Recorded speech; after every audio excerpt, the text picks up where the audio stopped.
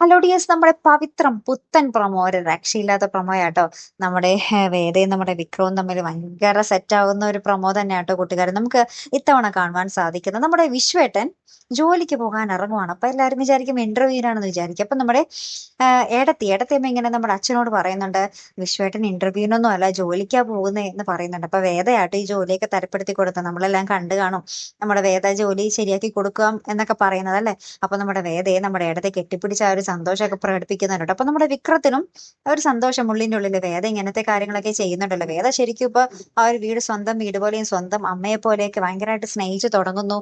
ആ വീടിന് വേണ്ടി സ്വയം മാറുന്നു. അങ്ങനെ പല പല രംഗങ്ങൾ തന്നെയാട്ടോ കൂട്ടുകാരെ നമുക്ക് കാണുവാൻ സാധിക്കുന്നത്. ഒടുവില് നമ്മുടെ വിക്രത്തിനോട് പറയുന്നുണ്ട്, ഒരു വിശേഷ ദിവസമാണ് വരാൻ പോകുന്നത്. നമ്മളൊക്കെ ആ ഒരു കാരണന്മാരോടുള്ള സ്നേഹം ഉള്ളിൽ വെച്ചുകൊണ്ടിരിക്കേണ്ടതല്ല, അത് പ്രകടിപ്പിക്കേണ്ടതാണ്. അതുകൊണ്ട് തന്നെ അച്ഛനമ്മയ്ക്ക് എന്തെങ്കിലും ഗിഫ്റ്റ് വിക്രം മേടിച്ചു കൊടുക്കണമെന്ന് പറഞ്ഞിട്ട് വിക്രം അതേപോലെ തന്നെ നമ്മുടെ അമ്മയ്ക്ക് നല്ലൊരു പട്ടുസാരിയൊക്കെ മേടിച്ചു കൊടുക്കുന്നുണ്ട്. നമ്മുടെ അച്ഛനും കൊടുക്കുന്നുണ്ട്.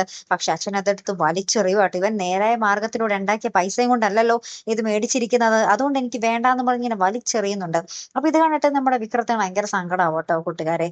എന്നിട്ട് വിക്രം അതിനുശേഷം പുതിയ ജോലിക്ക് പോകുന്ന ഒരു രംഗങ്ങളാട്ടോ കാണുവാൻ സാധിക്കുന്ന. പുതിയ ജോലി വേറെ ഒന്നുമല്ല, ചുമടെടുക്കൽ ജോലി. ആ ഒരു ചുമട്ട് തൊഴിലാളി എന്നൊക്കെ നമ്മൾ പറയില്ലേ, ആ ജോലിയാട്ടോ. പക്ഷെ ഇത് വീട്ടിൽ ആരെയും അറിയിച്ചിട്ടുണ്ടാവില്ല. പക്ഷെ നമ്മുടെ വേദ അവിടെ കൂടി വഴിയിൽ കൂടി പോകുന്ന ആ ഒരു സമയത്ത് വിക്രം ഇങ്ങനെ ചുമടെടുക്കുന്ന രംഗങ്ങളൊക്കെ കാണുന്നുണ്ട്.